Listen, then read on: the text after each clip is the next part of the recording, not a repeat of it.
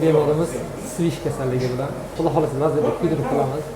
Bu kishini sivishlari juda ham murakkab emas, teri ostida joylashgan, chunki unaqa juda jarohat ham bo'lmaydi shuni hisobiga. Xudo xolasa yengil bo'lishi kerak inshaalloh.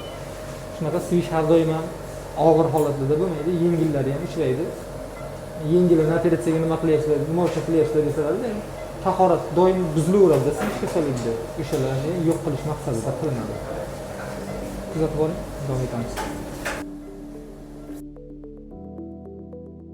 Oxirgi marta qachon chiqdi? Oxirgi marta bir oycha oldin. Ko'payib ketibdimi? Ikkita. Ja ko'payib ko'p bo'lib emas o'zi. O'zi asosan bitta bo'ladi yoki ikkita bo'ladi. Ikkita yo'l bo'lib qolsa-da shu tushiradi. Nima operatsiyamiz tugadi.